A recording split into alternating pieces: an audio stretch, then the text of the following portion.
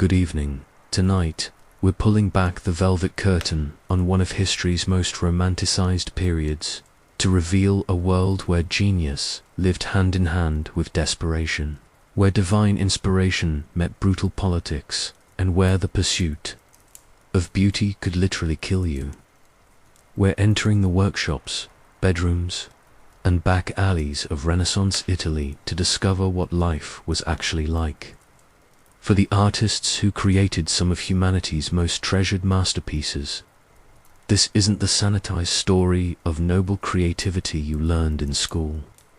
This is the tale of men and women who mixed their paints with tears of frustration, who begged powerful patrons for scraps while creating works that would outlive empires, and who often died as poor as they were born, despite crafting beauty that still takes our breath away 5 centuries later.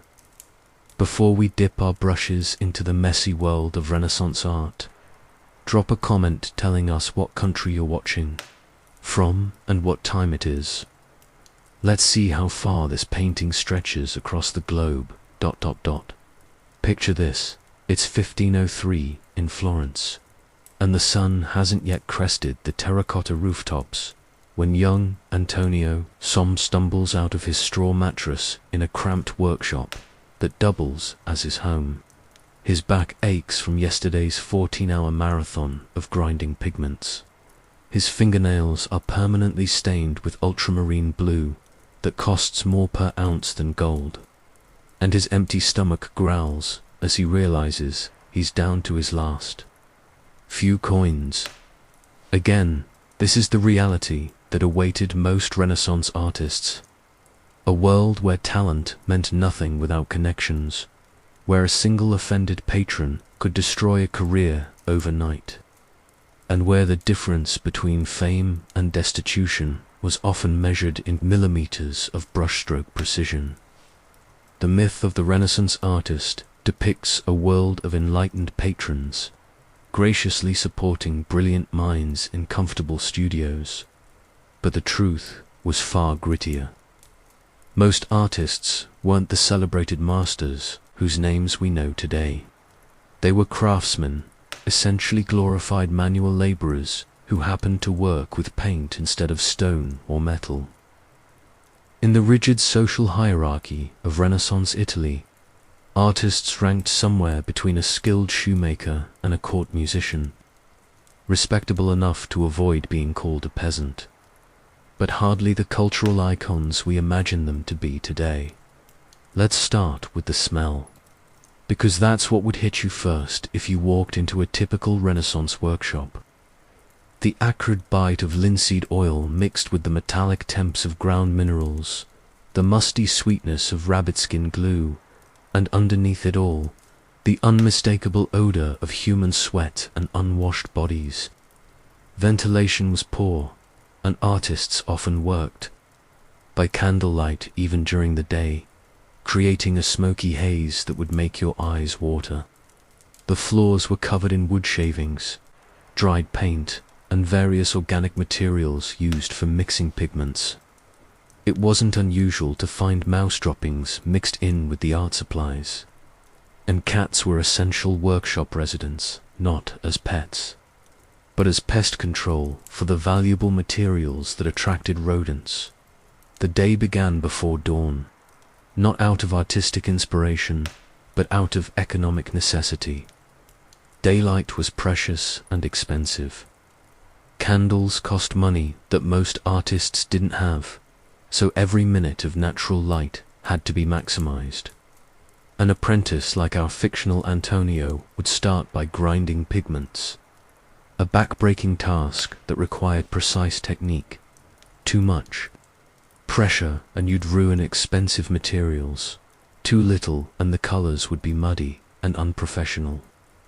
The grinding process alone could take hours for a single color, and a master might require dozens of different hues for a single commission.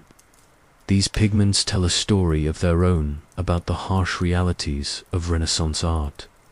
Ultramarine blue, made from crushed lapis lazuli, imported from Afghanistan, was so expensive that contracts often specified exactly how much could be used and where. Artists would sometimes substitute cheaper alternatives, hoping patrons wouldn't notice the difference. Vermilion red came from grinding cinnabar, a mercury-containing mineral that slowly poisoned the artists who worked with it daily. Lead white, a staple for mixing and highlighting, caused everything from stomach cramps to madness when absorbed through the skin. Artists were literally dying for their art, one brushstroke at a time. The apprentice system that dominated Renaissance. Workshops was a form of legalized exploitation that would make modern labor activists weep. Boys, typically between the ages of 12 and 14, were bound to masters for terms ranging from 3 to 7 years. During this time, they received no wages, just food, shelter, and the promise of learning the trade. The food was basic: watery soup, stale bread, and whatever vegetables were cheapest at market. Meat was a luxury reserved for feast days or when the workshop was flush with commission money. These apprentices did the grunt work that kept the workshop running. They prepared canvases by stretching them over wooden frames and applying multiple coats of gesso, a mixture of chalk and rabbitskin glue that created a smooth painting surface. This process could take weeks for a single large canvas, as each coat had to dry completely before the next could be applied. They swept floors, maintained tools, ran errands through the dangerous streets of Renaissance cities, and gradually learned the basics of drawing and painting through repetition and observation. The master-apprentice relationship was complex and often brutal. Masters held absolute authority over their apprentices' lives, including the right to beat them for mistakes or disobedience. Some masters were genuinely interested in teaching their craft, but others saw apprentices primarily as cheap labor. It wasn't uncommon for apprentices to spend years doing nothing but grinding pigments and cleaning brushes, never touching an actual painting until they were nearly ready to complete their terms. Yet, this system also created some of history's greatest artists. Leonardo da Vinci apprenticed under Andrea del Verrocchio in Florence, learning not just painting but sculpture, metalworking, and engineering. The legend goes that when young Leonardo painted an angel in Verrocchio's Baptism of Christ, the master was so impressed and intimidated by his apprentice's skill that he put down his brushes forever. Whether true or not, the story illustrates the competitive nature of these workshops, where talent was both valued and feared. The guild system added another layer of complexity to an artist's life.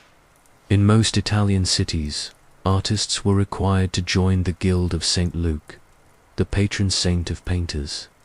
Guild membership provided some protection and regulation, but it also meant fees, rules, and political obligations. Artists had to prove their competency through masterworks, complex pieces that demonstrated their mastery of the craft. These weren't just artistic exercises. They were expensive undertakings that could bankrupt a young artist before his career even began. Guilds controlled who could practice art, where workshops could be located, and what prices could be charged for different types of work. They also mediated disputes between artists and patrons, though these organizations often favored established masters over younger artists. Breaking guild rules could result in fines, expulsion, or even prohibition from practicing art in the city. For artists, guild membership was both a badge of legitimacy and a set of golden handcuffs. The relationship between artists and their patrons was perhaps the most fraught aspect of Renaissance artistic life. Patrons weren't passive supporters of the arts. They were demanding clients who expected artists to cater to their every whim. A typical commission contract read like a legal document specifying not just the subject matter and dimensions of a work, but the exact colors to be used, the timeline for completion, and often the specific religious or political messages to be conveyed. Take the case of Sandro Botticelli, whose Birth of Venus we admire today as a masterpiece of Renaissance art. What we don't often consider is that Botticelli spent years struggling to please Lorenzo de' Medici and other Florentine patrons, creating work that balanced their political ambitions with religious orthodoxy and classical learning. When the fanatical monk Girolamo Savona rose to power in Florence, Botticelli's pagan-inspired works suddenly became dangerous. The artist was forced to abandon his mythological subjects and return to purely religious themes, watching helplessly as some of his own works were thrown onto Savonarola's bonfire of the vanities. The Medici family, perhaps the most famous patrons of Renaissance art, exemplified both the benefits and dangers of patronage. When in favor, artists enjoyed regular commissions, steady income, and protection from competitors. The Medici Palace became a gathering place for intellectuals and artists, a place where Leonardo could discuss anatomy with scholars and where Michelangelo could study classical sculptures in the family's collection. But patronage was always conditional. Fall out of favor, and an artist could find himself blacklisted from the most lucrative commissions in the city. Michelangelo's relationship with Pope Julius II illustrates the psychological torture that could come with high-profile patronage. The Pope commissioned Michelangelo to paint the ceiling of the Sistine Chapel, a project the artist initially refused because he considered himself a sculptor, not a painter. When he finally accepted, he spent 4 years lying on his back on scaffolding, paint dripping into his eyes, his neck cramped in permanent agony. The Pope would climb up to check on progress, sometimes daily, criticizing the work and demanding changes. Michelangelo wrote bitter poems about the experience, describing how the paint running down his face made him look like a rich man's ornament, and complaining that his skull felt as if it were being pushed into his stomach. The physical demands of Renaissance art were brutal. Fresco painting, the technique used for many church and palace walls, required artists to work while the plaster was still wet, meaning they had only a few hours to complete each section before the surface became unusable. Mistakes couldn't be easily corrected.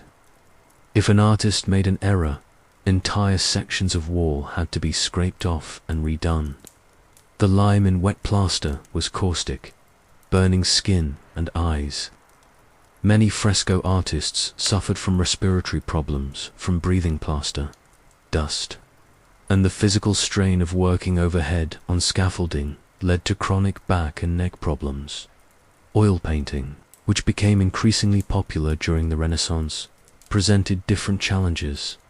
The slow-drying nature of oil paints allowed for more detailed work and subtle color blending, but it also meant that paintings took months or years to complete. Artists had to maintain focus and consistency over incredibly long periods, often while juggling multiple commissions to stay financially afloat. The oil paints themselves were toxic. Artists regularly absorbed lead, mercury, and other poisonous substances through their skin. The preparation of materials was a constant concern. Unlike modern artists, who can buy tubes of paint from an art store, Renaissance artists made everything from scratch. Wood panels had to be carefully selected, seasoned, and prepared. Canvas had to be woven to specific tensions and primed with multiple coats of ground. Brushes were handmade from animal hair, and each type of brush required different animals: soft sable for delicate details, hog bristles for rough work, and exotic materials like ermine hair for the finest highlights. Even something as basic as drawing paper was expensive and carefully conserved. Most preliminary sketches were done on cheap paper or reused materials. Leonardo da Vinci's notebooks show him writing backwards and cramming multiple ideas onto single pages, not because he was trying to create a code, but because paper was precious. Artists would often draw on both sides of a sheet and fill every available space with sketches, notes, and calculations. The financial instability of an artist's life cannot be overstated. Even successful artists rarely earned steady incomes. Commissions came in waves. An artist might receive several large projects in a single year, followed by months of near starvation while waiting for the next opportunity.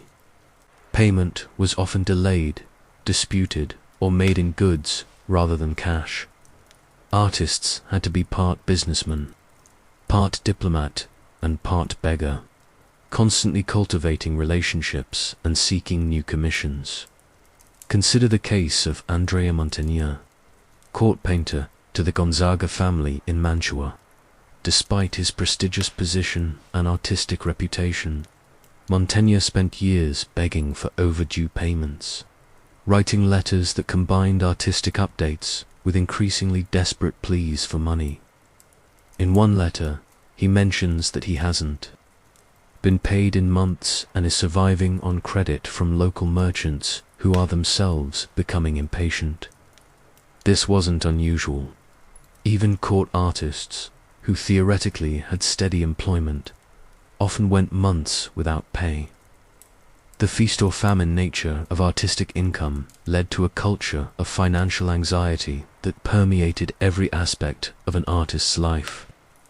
Successful artists often invested in property or other businesses to provide income during lean periods. Others lived hand-to-mouth, selling small works or teaching drawing to wealthy amateurs to survive between major commissions. The lucky few who achieved real financial success, like Titian in his later years, were exceptions that proved the rule of artistic poverty. Women faced additional challenges in the Renaissance art world, though more participated than popular history suggests. The daughter of an artist had the best chance of entering the profession, as she could learn the trade within the family workshop. Sophonespa Anguissola, born into a minor noble family in Cremona, became one of the most successful female artists of the Renaissance. She served as court painter to Philip II of Spain and maintained an international reputation for decades. But her success required navigating social expectations that male artists never faced. Female artists were largely restricted to certain subjects deemed appropriate for their gender: portraits, still lifes, and religious scenes featuring female saints. They were generally prohibited from studying nude models, limiting their ability to master human anatomy. Most could not travel alone to seek commissions or study in other cities. Marriage often ended their careers, as domestic responsibilities and social expectations made it difficult to continue professional work. Yet women found ways to work within these constraints. Artemisia Gentileschi, daughter of painter Orazio Gentileschi, specialized in dramatic biblical scenes featuring strong female protagonists. Her Judith slaying Holofernes is a masterpiece of Baroque art, but it also reflects her personal experience of violence and injustice. Artemisia was raped by her father's colleague and then endured a public trial that destroyed her reputation while her attacker went largely unpunished. Her art became a form of both personal expression and social commentary, though she had to be careful not to offend potential patrons with her feminist themes. The workshop environment was intensely masculine and often crude. Apprentices and journeymen lived in close quarters, worked long hours under stress, and developed the rough camaraderie common to any all-male workplace. Sexual jokes, crude humor, and physical pranks were common. The famous biography of Cellini, a Renaissance goldsmith and sculptor, reads like a catalogue of brawls, sexual adventures, and criminal activities. Cellini was imprisoned multiple times for various offences, including murder, but his artistic talent protected him from the worst consequences. This masculine culture extended to the subjects artists were expected to master. Life drawing classes involved nude models, typically prostitutes or desperate women who had few other options for income. These sessions were closed to female artists and often devolved into sexually charged entertainment. The ability to accurately render the human body, particularly the male nude, was considered essential for any serious artist. But the environment in which this skill was learned was hostile to women and reinforced gender exclusions. Religious pressure shaped every aspect of Renaissance art, though not always in the ways we might expect. The Catholic Church was the largest patron of art during this period, commissioning everything from small devotional paintings to massive cathedral. But church commissions came with theological constraints that could make an artist's life miserable. Religious authorities scrutinized every detail of sacred art, looking for heretical interpretations or inappropriate elements. The Council of Trent, convened in response to the Protestant Reformation, issued specific guidelines for religious art that dramatically affected artists' work. Nude figures in religious contexts were banned, existing works were sometimes censored, and artists were required to emphasize Orthodox Catholic doctrine in their compositions. Veronese was hauled before the Inquisition in 1573 for including inappropriate figures like dogs and German soldiers in his painting of the Last Supper. He escaped serious punishment only by agreeing to change the painting's title to Feast in the House of Levi, making it a secular rather than sacred work. This religious oversight created a climate of fear and self-censorship. Artists had to be theologians as well as craftsmen, understanding not just how to paint the Virgin Mary, but which theological interpretations of her nature were currently acceptable. A mistake could lead to accusations of heresy, with consequences ranging from loss of commissions to imprisonment or worse. Many artists played it safe, sticking to well-established iconographic formulas rather than risking innovation. Yet religious commissions also provided some of the most creative opportunities available to Renaissance artists. Church interiors were blank canvases where artists could create immersive spiritual experiences. The best religious art of the period doesn't just illustrate Bible stories. It creates emotional and spiritual responses in viewers. Caravaggio's revolutionary use of light and shadow, his dramatic realism, and his choice to use common people as models for religious figures, created art that was both spiritually powerful and artistically innovative. The political dimensions of Renaissance art were equally complex. Artists often found themselves caught between competing factions, required to navigate the treacherous waters of Italian city-state politics. A work celebrating one political leader could become a liability. If power shifted to his enemies, artists had to be careful about the symbolic content of their work, as seemingly innocent details could be interpreted as political statements. Giorgio Vasari, the famous art historian and painter, spent his entire career carefully managing his political relationships. His Lives of the Artists wasn't just an art history text. It was a calculated work of political propaganda designed to flatter his Medici patrons while establishing his own reputation. Vasari understood that artistic legacy depended as much on political skill as on painterly talent. The competitive nature of Renaissance artistic culture created an environment of constant rivalry and backstabbing.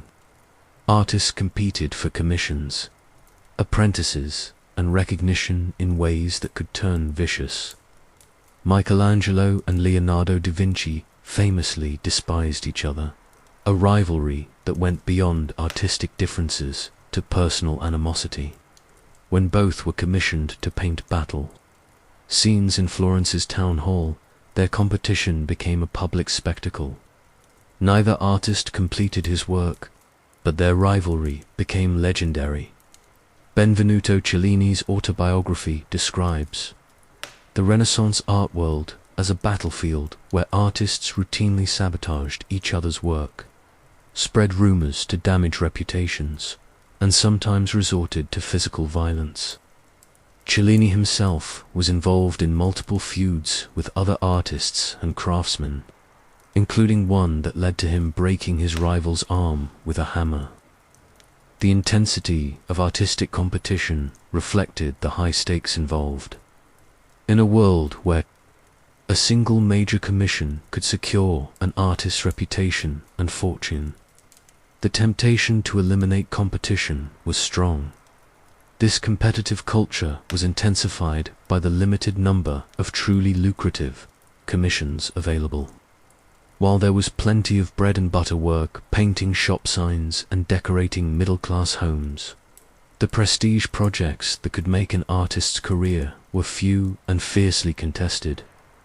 Artists had to distinguish themselves not just through talent, but through networking, political connections, and sometimes sheer ruthlessness. The technical innovations of Renaissance art were born from this pressure to excel and differentiate. Artists experimented with new materials, techniques, and subjects in their quest to impress patrons and outshine competitors. The development of linear perspective, the refinement of oil painting techniques, and the revival of classical themes all emerged from this competitive environment. Innovation wasn't just artistic, it was economic survival. Daily life for a working artist was structured around light, weather, and the demands of current commissions. Summer days meant long hours of productive work, while winter reduced artists to minimal activity during the short daylight hours. Rainy weather could halt fresco work entirely, as damp conditions prevented proper drying. Artists had to be flexible, switching between different projects as conditions allowed. The typical day began with checking the weather and assessing which projects could be worked on. Fresco painters might start before dawn, preparing scaffolding and mixing plaster for the day's work. Oil painters might begin by mixing colors and preparing palettes. Sculptors would examine their work for changes caused by temperature fluctuations overnight. Every decision was influenced by practical considerations: which materials were available, how much daylight remained, what stage each commission had reached. Workshop hierarchies determined who did what work. The master might spend his morning meeting with patrons or planning compositions, leaving the actual painting to senior apprentices and journeymen. Important passages, particularly faces and hands, were usually reserved for the master's personal attention. Background work, drapery, and architectural elements might be delegated to assistants working under close supervision. Meals were brief and functional, often eaten while work continued. Bread, cheese, and watered wine were standard fare, supplemented by whatever vegetables were cheapest at market. Meat was reserved for special occasions, or when the workshop was flush with commission money. The communal nature of workshop life meant that everyone ate together, reinforcing the social hierarchies that governed artistic production. Afternoons might bring visits from patrons wanting to check on progress, a source of both income opportunity and tremendous stress. These visits required artists to present their work in the best possible light, while managing the egos and expectations of powerful clients. A patron's casual criticism could send an artist into days of revision work. While praise might lead to additional commissions, evenings were time for maintenance and preparation. Tools had to be cleaned and maintained, materials organized for the next day's work, and surfaces prepared for future painting sessions. By candlelight, artists might work on preliminary sketches or study drawings, though the poor light made detailed work difficult. Apprentices used evening hours for drawing practice, copying masterworks, or studying from plaster casts. The social isolation of artistic work was a constant challenge. Unlike merchants or craftsmen who dealt with the public regularly, artists often spent days or weeks working alone or with just their workshop assistants. This isolation was intensified by the intellectual nature of much Renaissance art, which required artists to be scholars as well as craftsmen. An artist painting a mythological scene needed to understand classical literature and symbolism. Religious works required theological knowledge. Historical paintings demanded understanding of costume, architecture, and contemporary events. This intellectual isolation was compounded by the social ambiguity of the artist's position. Artists were better educated than most craftsmen, but lacked the social status of scholars or courtiers. They moved between different social worlds without fully belonging to any. A successful artist might dine with nobles and discuss philosophy with scholars, but he remained essentially a hired hand whose livelihood depended on pleasing his social superiors. The health hazards of artistic work extended beyond toxic materials to the physical demands of the job. Painters worked in awkward positions for hours at a time, leading to chronic back, neck, and shoulder problems. The fine detail work required by Renaissance art standards strained eyes and caused headaches. Poor lighting and inadequate ventilation in workshops contributed to respiratory problems and general poor health. Mental health challenges were equally serious, though rarely discussed in contemporary sources. The combination of financial insecurity, social isolation, demanding patrons, and intense competition created enormous psychological pressure.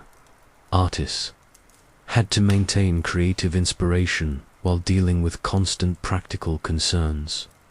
The gap between artistic ambition and financial reality could be devastating. Some artists found refuge in drink or other vices. Caravaggio's life was marked by violent incidents and legal troubles that may have stemmed from his inability to cope with the pressures of his career. Other artists withdrew into religious devotion or philosophical contemplation. The melancholy artist became a Renaissance stereotype, reflecting the real psychological costs of artistic careers. The training of Renaissance artists was far more comprehensive than modern art education. Artists learned not just painting and drawing, but architecture, engineering, anatomy, mathematics, and often music and literature. This broad education was necessary because Renaissance art was expected to demonstrate knowledge across multiple disciplines.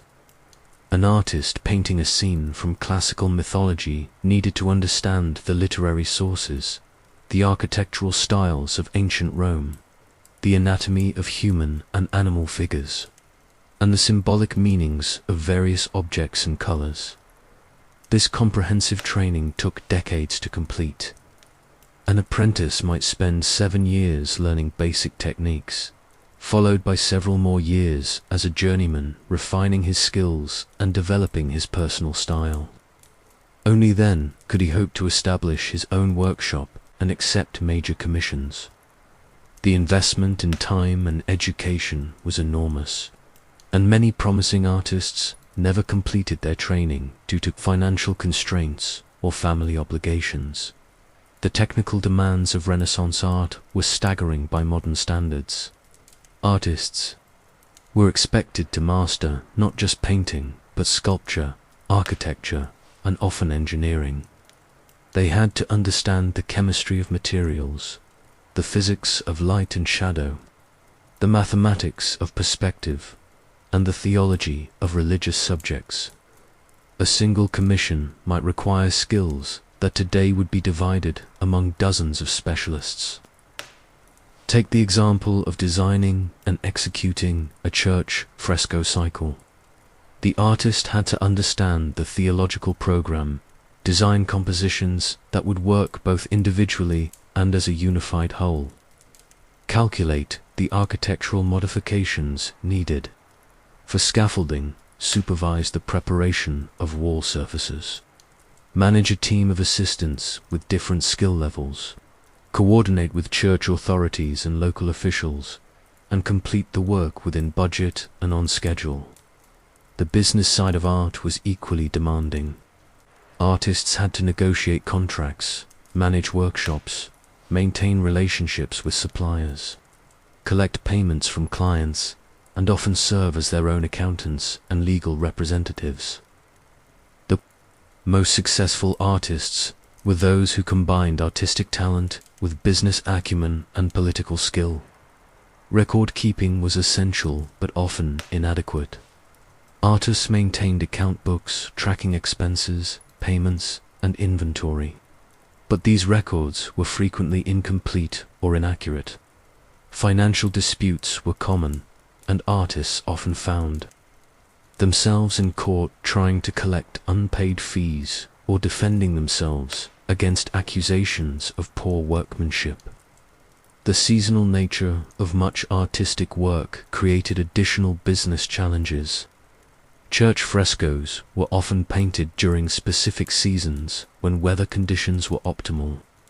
Portable works might be concentrated in winter months when travel was difficult and wealthy patrons were confined to their palaces.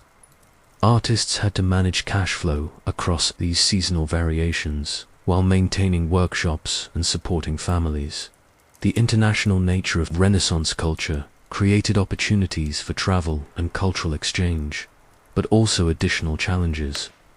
Artists might travel to study techniques in other cities, seek commissions from foreign patrons, or escape political troubles at home. These journeys were expensive, dangerous, and often unsuccessful. Many artists spent their life savings on trips that yielded no commissions or useful contacts. Yet successful international connections could transform an artist's career.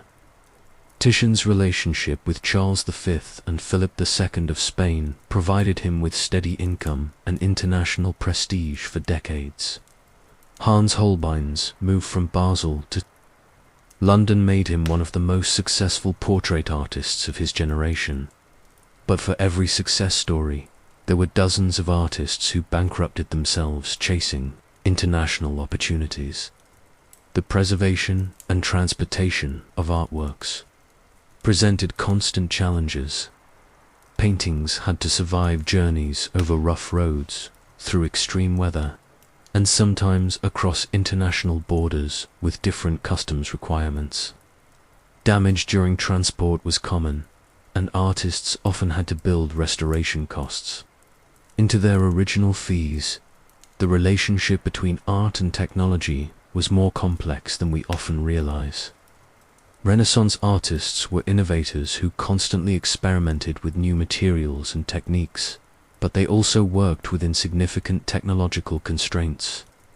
The chemistry of paints was poorly understood, leading to works that deteriorated rapidly or changed color over time. Architectural projects were limited by available materials and construction techniques. Artists often had to be inventors as well as creators. Leonardo da Vinci's notebooks are filled with designs for artistic tools and workshop equipment. Brunelleschi invented new construction techniques for the Florence Cathedral dome. Many technical innovations emerged from artists, attempts to solve practical problems in their workshops. The documentary evidence of Renaissance artistic life comes largely from contracts, account books, letters, and legal records, rather than personal diaries or memoirs. These sources give us detailed information about the business aspects of artistic careers, but less insight into the emotional and psychological experiences of artists. We know what they earned and spent, but we can only infer what they felt about their work and lives. What these records do reveal is a world where artistic careers were shaped by practical considerations as much as creative inspiration. Artists made decisions based on available materials, patron preferences, workshop capacity, and financial necessity. The masterpieces we admire today emerged from this complex web of constraints and opportunities. The legacy of Renaissance artists was shaped not just by their artistic achievements, but by their ability to navigate the social, political, and economic challenges of their time. The artists we remember today were those who successfully balanced creative ambition with practical survival, who found ways to satisfy demanding patrons while maintaining their artistic integrity, and who managed to complete enough major works to establish lasting reputations.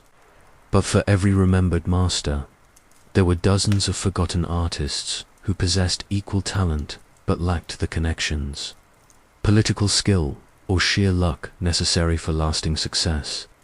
The Renaissance workshop system was efficient at training skilled craftsmen, but it was also ruthlessly selective in determining who would rise to the level of recognized master.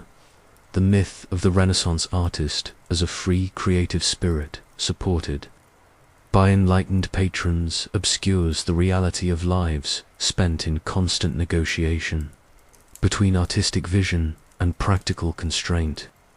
These artists created works of enduring beauty and significance, but they did so while managing workshops, satisfying clients, avoiding political and religious controversy, and struggling with the same financial and personal challenges that face artists in any era. Understanding the real conditions of Renaissance artistic life doesn't diminish the achievements of these artists. It makes them more remarkable.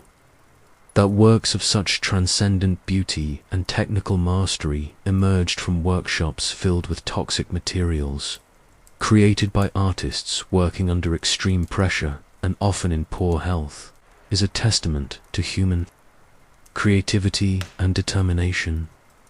The paintings and sculptures that continue to move us today were created by people who faced the same struggles, fears and hopes that artists face in any generation. The Renaissance artist's life was one of constant contradiction, celebrated and ignored, wealthy and poor, free and constrained, inspired and desperate. It was a life that demanded not just artistic talent, but courage, resilience, and an unshakable belief in the value of their work. In the end, perhaps that's what makes their achievements so enduring. Not that they were created in ideal conditions, by superhuman geniuses, but that they were created by ordinary people working under extraordinary circumstances, leaving us works that continue to inspire and challenge us 5 centuries later. The workshop hierarchy extended beyond simple master-apprentice relationships into complex webs of loyalty, debt, and mutual dependence that could last entire lifetimes.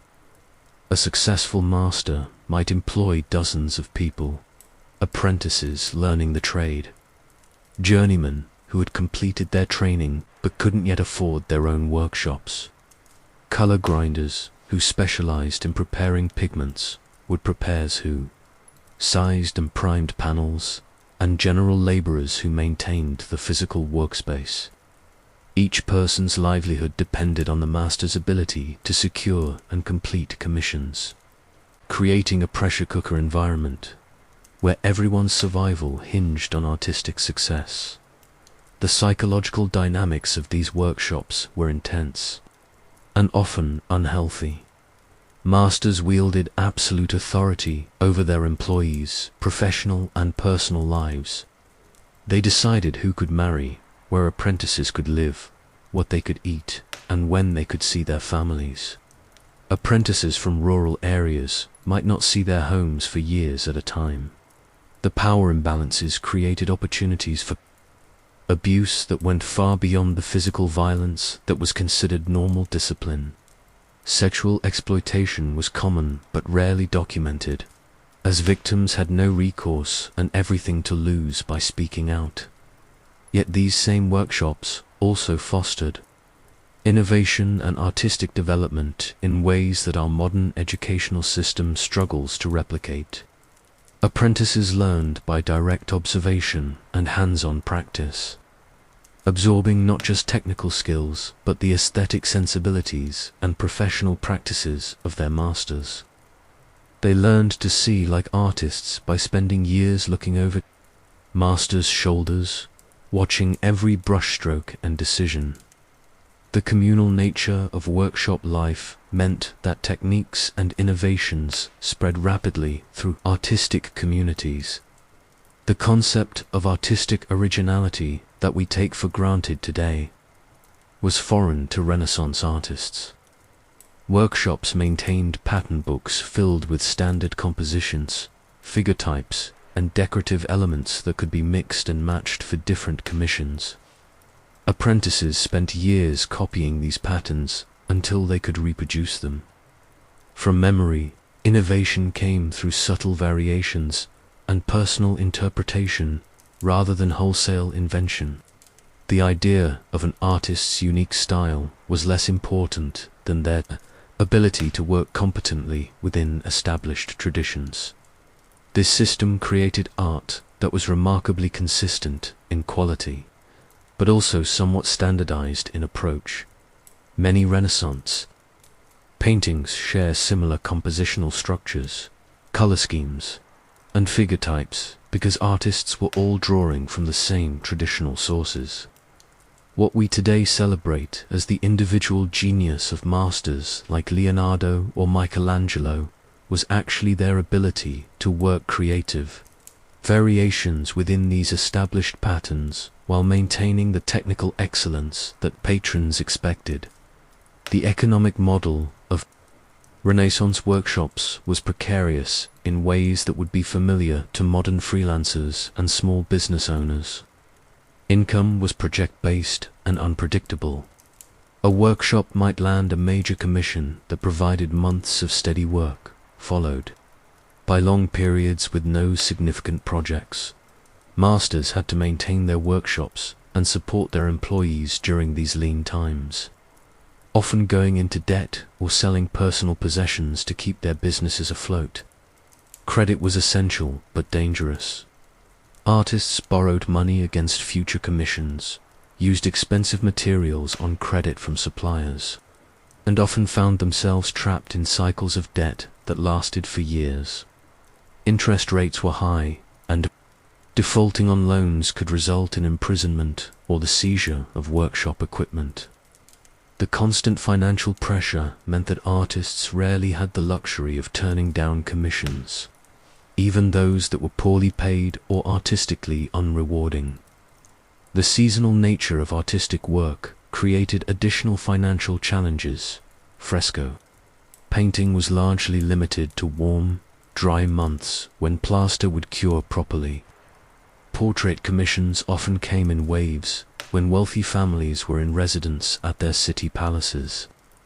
Religious commissions might be concentrated around major feast days or during specific liturgical seasons. Artists had to manage their cash flow across these irregular patterns while maintaining expensive workshops, year-round storage, and inventory management were constant concerns. Completed works had to be stored safely until delivery, often for months or years if patrons delayed payment. Raw materials were expensive and had to be protected from theft, moisture, and vermin. Panels and canvases took up enormous amounts of space, and workshops often resembled warehouses, more than the romantic artist studios we imagine. The delivery and installation of major works presented their own challenges. Large altarpieces had to be transported through narrow city streets and lifted into place in churches, often requiring specialized equipment and teams of workers. Damage during installation was common, and artists had to budget time and materials for on-site repairs. The logistics of getting a massive painting from workshop to final location could be as complex as creating the work itself. Quality control was a matter of survival. A single poorly executed commission could destroy an artist's reputation and end his career. Masters developed elaborate systems for checking and double-checking work at every stage. Important passages were often painted multiple times until they met the master's standards. This perfectionism was economically necessary but psychologically exhausting, creating a culture of chronic anxiety about artistic quality. The relationship between artistic technique and social status was more direct than we might expect. Certain techniques were associated with different levels of prestige and compensation. Fresco painting was considered the most prestigious form of art, requiring the greatest skill and commanding the highest fees. Oil painting was respected, but seen as somewhat easier and less prestigious. Tempera painting was often delegated to apprentices and journeymen. These hierarchies affected not just what artists were paid, but how they were perceived socially and what kinds of commissions they could expect to receive. Regional differences in artistic practice created both opportunities and barriers for Renaissance artists. Venetian artists developed techniques for working in the humid climate of their lagoon city, while Florentine artists perfected methods suited to their drier environment. These regional specializations meant that artists often had to retrain when they moved between cities, learning new approaches to familiar problems.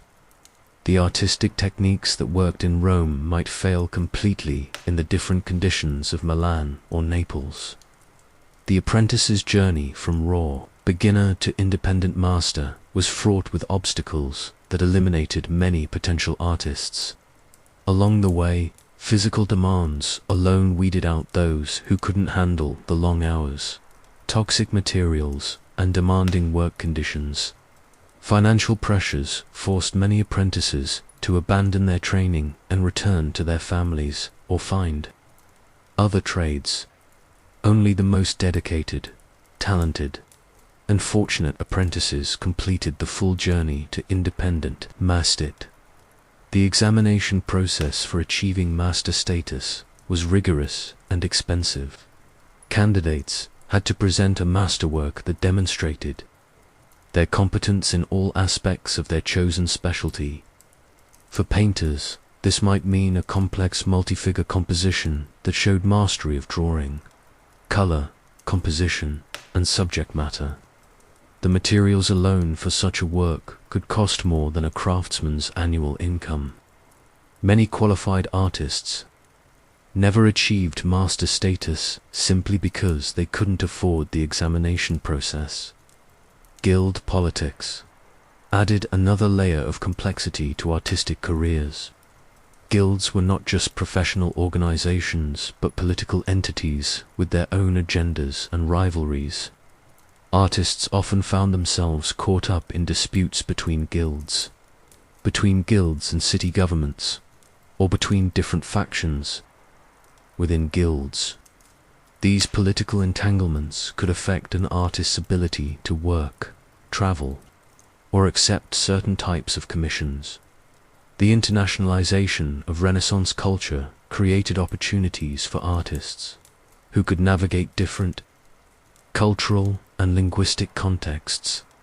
Artists who could work for both Italian and Northern European patrons, who understood both classical and contemporary iconography who could adapt their techniques to different materials and climates, had significant advantages in the competitive artistic marketplace. But this cultural fluency required years of study and travel that few artists could afford. The role of artistic agents and intermediaries became increasingly important as the Renaissance art market became more complex and international. Wealthy patrons often employed agents to scout for artists, negotiate commissions, and oversee projects. These intermediaries took substantial commissions, but also provided artists with access to patrons they could never approach directly. The relationship between artists and their agents was often tense, as artists resented giving up percentages of their fees, while recognizing that agents were essential for accessing the most lucrative commissions. The preservation and conservation of artworks was a constant concern that affected both artistic techniques and business practices. Artists had to balance the use of expensive, durable materials against the need to keep costs manageable. They developed techniques for making less expensive materials look more valuable, but these shortcuts often led to rapid deterioration that could damage their reputations. The tension between immediate economy and long-term durability was a source of constant anxiety for conscientious artists. The documentation and authentication of artworks was primitive by modern standards, but essential for establishing and maintaining artistic reputations. Artists often signed their works in subtle ways that would be recognized by knowledgeable viewers, but not obvious to casual observers. Workshop practices for maintaining consistent quality across multiple hands working on single projects were crucial for preventing disputes over authorship and payment. The training of artistic assistants was a complex process that required balancing the need for skilled help against the risk of creating future competitors. Masters had to teach assistants enough to be useful while maintaining their own competitive advantages. The most successful masters developed training systems that created loyalty and long-term collaboration rather than just technical competence. The psychological impact of constant financial insecurity on artistic creativity is difficult to measure but was undoubtedly significant. Artists had to maintain creative inspiration while dealing with practical concerns that would drain anyone's emotional resources. The ability to compartmentalize, to focus on artistic problems while larger life issues remained unresolved, was essential for survival in the Renaissance art world. The role of artistic wives and families in workshop operations was substantial but rarely documented. Artists' wives often managed the business aspects of workshops, handled correspondence with patrons, supervised domestic staff, and sometimes contributed directly to artistic production. Children of artists often worked in family workshops from early ages, learning the trade through daily exposure. These family contributions were essential for workshop success, but largely invisible in official records. The impact of political instability on artistic careers was severe and unpredictable. Wars, regime changes, and diplomatic crises could instantly transform thriving artistic careers into disasters. Artists who had built their careers around specific patrons might find themselves unemployable overnight if their patrons fell from power. The need to maintain flexibility and multiple income sources was a lesson that few artists learned early enough to avoid catastrophic career disruptions. The relationship between artistic innovation and commercial success was complex and often inverse. The most innovative artists were frequently the least commercially successful during their lifetimes, as their work challenged existing expectations and required sophisticated audiences to appreciate. Conservative artists who worked within established traditions often enjoyed more stable careers and better financial security. This dynamic created tension between artistic ambition and economic survival that shaped the development of Renaissance art in ways we're still discovering. The legacy of individual Renaissance artists was shaped as much by their business practices and political skills as by their artistic achievements. Artists who maintained good relationships with powerful patrons, who managed their workshops efficiently, who avoided political and religious controversies, and who trained successful apprentices were more likely to be remembered positively by posterity. Artistic talent alone was rarely sufficient for lasting recognition without these additional skills and attributes. The death of a Renaissance artist often marked the beginning of their family's financial ruin. Unlike modern artists whose works might appreciate in value after their death, Renaissance art was typically valued as skilled craftsmanship rather than unique creative expression. When an artist died, his workshop's value collapsed overnight. Unfinished commissions had to be completed by others or abandoned entirely, often leading to legal disputes that could drag on for years. Widows and children frequently found themselves saddled with their deceased patriarch's debts, while losing access to his income-generating skills. Consider the case of Raphael, who died suddenly at age 37 in 1520, despite his enormous success and papal patronage. His death created chaos for his workshop and clients. Multiple unfinished commissions had to be completed by his assistants, leading to disputes over quality, payment, and artistic credit. His mistress, Margherita Luti, received nothing from his estate, while his legitimate heirs struggled to maintain his reputation and collect outstanding fees. The Raphael brand, if we can call it that, survived, but the human cost was devastating for those who had depended on him. The concept of artistic posthumous fame was largely unknown during the Renaissance. Artists worked for immediate recognition and payment, not for the judgment of future generations. The idea that an artist's reputation might grow after death was so foreign that few artists made any provisions for preserving their works or managing their legacy. Most Renaissance artists would be astonished to learn that their paintings now sell for millions and hang in museums visited by millions of people. This short-sighted approach to artistic legacy reflected the practical realities of Renaissance life. Artists were so focused on immediate survival that long-term reputation seemed like an unaffordable luxury. The average Renaissance artist was more concerned with next month's rent than with how history might judge his work. This pragmatic focus explains why so many talented artists from this period remain anonymous or barely documented, their names lost while their works survive. The workshop system created its own form of artistic immortality through the continuation of techniques and styles across generations. A master's influence lived on through his apprentices, who carried his methods to their own workshops and passed them on to new generations of students. This chain of artistic transmission was more reliable than individual fame, ensuring that innovations and techniques survived even when their originators were forgotten. The role of artistic copying and reproduction in Renaissance workshops challenges our modern notions of creativity and authorship.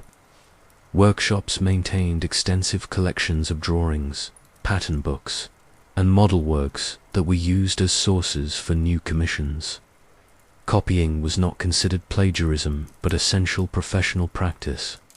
A successful composition might be reproduced dozens of times with minor variations, each version considered a legitimate work of art. This copying culture meant that popular artistic innovations spread rapidly throughout the Renaissance art world. A new technique developed in Venice might appear in Florentine workshops within months, transmitted through traveling artists, pattern books, or simply verbal descriptions. The rapid dissemination of artistic ideas accelerated the pace of stylistic development and created the coherent regional schools that art historians study today. The preservation of Renaissance art was largely accidental. Most works were created for specific locations and purposes, with little thought given to their long-term survival. Church frescoes were painted directly onto walls and couldn't be moved or easily preserved. Altarpieces were designed for specific architectural settings and lost much of their meaning when removed. The works we see in museums today are survivors of a much larger body of Renaissance art, most of which has been lost to war, weather, neglect, or changing tastes. The destruction of Renaissance art began almost immediately after its creation. Religious reformers destroyed countless works they considered idol. Political upheavals led to the deliberate destruction of art associated with fallen regimes. Natural disasters, fires, and floods claimed thousands of works. The simple passage of time-degraded materials and techniques that artists had assumed would last forever. What survived often did so through sheer luck rather than any systematic preservation efforts. Some works were hidden during times of trouble, forgotten, and rediscovered centuries later. Others survived because they were in remote locations that escaped the attention of destroyers or neglect. The Renaissance art we know today represents a small fraction of what was actually created, a fact that should humble our assessments of the period's artistic achievement. The relationship between Renaissance artists and their materials was intensely personal and often secretive. Masters guarded their technical knowledge jealously, passing on their most important secrets only to trusted apprentices or family members. Recipe books for preparing pigments, varnishes, and grounds were closely held. Trade secrets that could make the difference between success and failure in the competitive art market. These technical secrets often died with their creators, leading to the loss of artistic techniques that we're still trying to recreate today. The luminous blues of certain Renaissance paintings, the durability of specific fresco techniques, and the preparation methods for particular types of panels are mysteries that modern conservation scientists are still attempting to solve. The death of each master represented not just the loss of a creative talent, but the potential extinction of irreplaceable technical knowledge. The apprentice who failed to complete his training often faced a lifetime of economic hardship and social marginalization. Unlike other trades where partial training might still lead to employment, artistic training was largely useless unless completed to the master level. Failed apprentices often ended up as itinerant painters, decorating shop signs and furniture for subsistence wages. Their years of artistic training wasted on work that required little skill or creativity. The social stigma attached to failed apprentices was severe. They were seen as having wasted their master's investment and their family's sacrifices. Many were forced to abandon art entirely and find work in other trades, though their years of artistic training often left them poorly prepared for other forms of manual labor. The high dropout rate from artistic apprenticeships reflected not just the difficulty of the training, but the brutal economic realities of artistic careers. The gender dynamics of Renaissance workshops extended beyond the simple exclusion of women to more complex patterns of exploitation and marginalization. Women who managed to enter the art world, whether as artists, daughters, wives, or in rare cases as independent practitioners, faced constant scrutiny and skepticism about their abilities. Their successes were often attributed to male relatives or teachers, while their failures were seen as evidence of feminine inadequacy. The few women who achieved recognition as artists during the Renaissance did so by carefully managing their public personas and working within acceptable social boundaries. They often specialized in portraits of other women or religious subjects, featuring female saints, subjects that were considered appropriate for feminine sensibilities. The restriction of women to certain subjects limited their artistic development and market opportunities, creating a self-perpetuating cycle of marginalization. The international art trade during the Renaissance was far more extensive than many people realize. Artists, artworks, and artistic techniques moved regularly between Italian cities and across international borders. Northern European artists traveled to Italy to study classical techniques, while Italian artists were recruited for projects in France, Spain, and Germany. This cultural exchange enriched Renaissance art, but also created new forms of competition and exploitation. Traveling artists faced enormous challenges beyond the obvious dangers of Renaissance-era travel. They had to adapt their techniques to different materials and climates, learn to work with unfamiliar assistants, and navigate foreign political and religious customs. Language barriers made communication with patrons and local authorities difficult. Many traveling artists found that their reputations didn't transfer to new locations, forcing them to rebuild their careers from scratch. The exploitation of foreign artists was common and often brutal.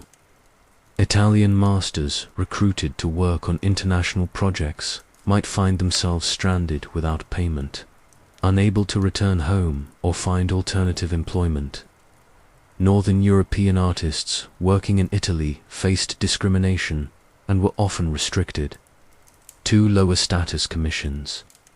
The international art trade created opportunities for cultural exchange, but also new forms of economic exploitation.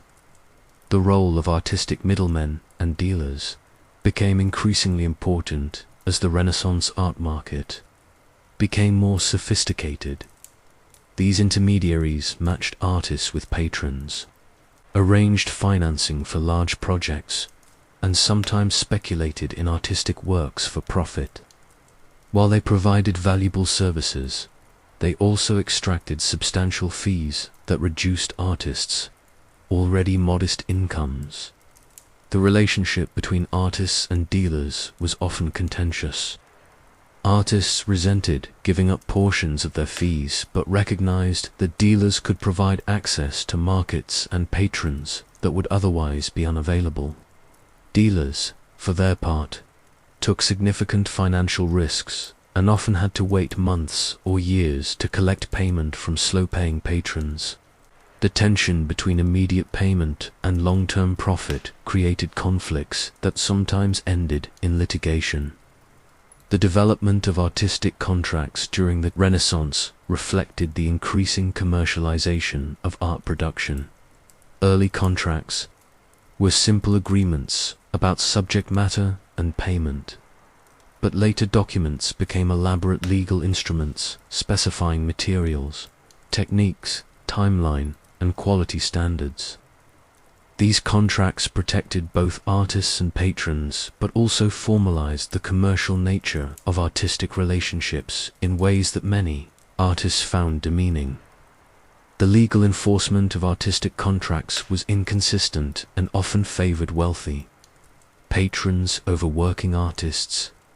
Artists who failed to meet contractual obligations might face financial penalties, imprisonment, or prohibition from working in particular cities. Patrons who failed to pay, however, often faced minimal consequences.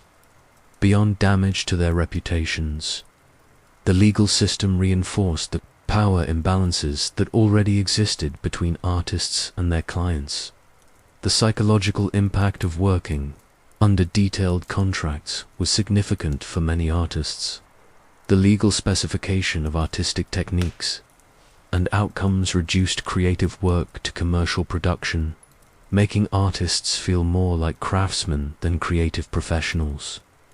The constant threat of legal action for failing to meet contractual obligations created chronic anxiety that affected both artistic quality and personal well-being.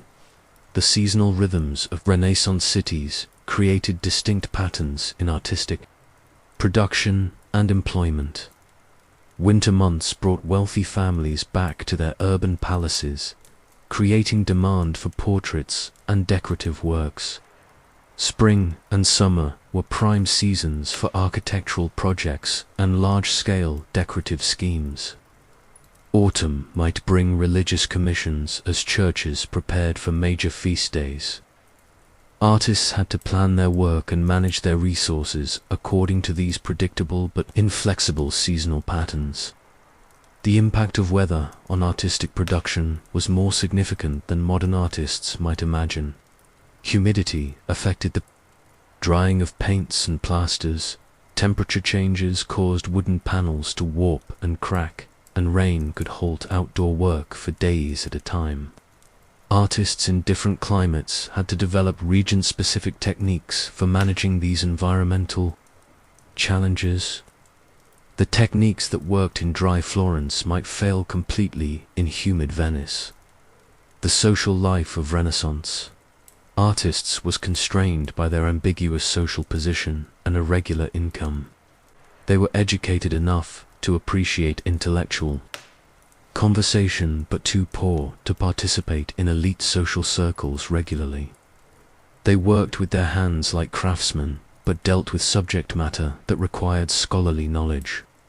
This social ambiguity created isolation and status anxiety that affected many aspects of their lives, marriage and family life. For Renaissance artists, reflected their economic insecurity and social uncertainty.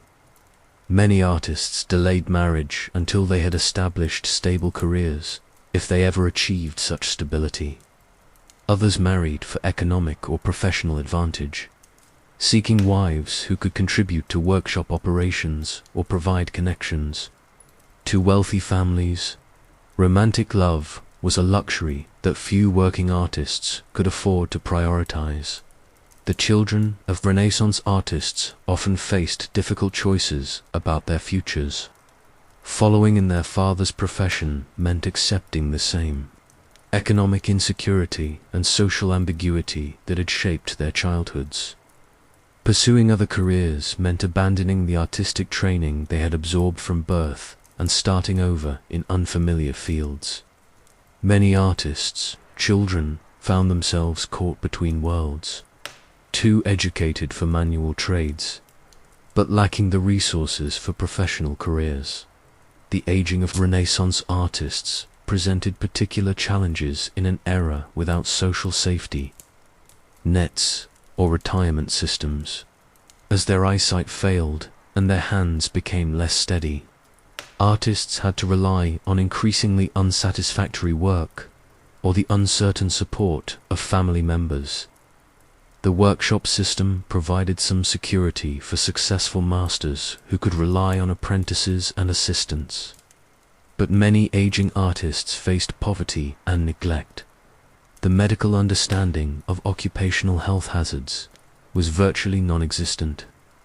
During the Renaissance, artists regularly worked with toxic materials, breathed dangerous fumes, and maintained postures that caused chronic physical problems, all without understanding the long-term health consequences.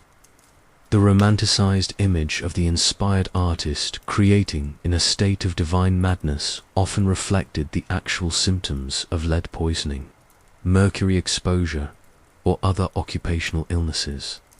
As we reach the end of our journey into the real world of Renaissance artists, what emerges is a picture far more complex and troubling than the romantic myths that have surrounded these figures for centuries. These were not ethereal geniuses creating in ivory towers, but working people struggling to survive in a world that valued their products more than their lives. They created transcendent beauty while breathing toxic fumes, crafted works of eternal significance while worrying about next week's rent, and achieved artistic immortality while often dying in poverty and obscurity. The Renaissance artist's world was one of constant negotiation between competing demands, artistic vision and patron requirements, creative innovation and commercial viability, personal expression and social conformity. That so many masterpieces emerged from this crucible of constraints and pressures testifies not to ideal working conditions, but to the remarkable resilience and dedication of the artists who created them. Perhaps most remarkably, these artists persisted in their work, despite understanding, often better than anyone, the precarious nature of their careers and the slim chances of lasting success. They continued to paint, sculpt, and design because they believed in the value of their work, even when the world around them provided little evidence to support that belief.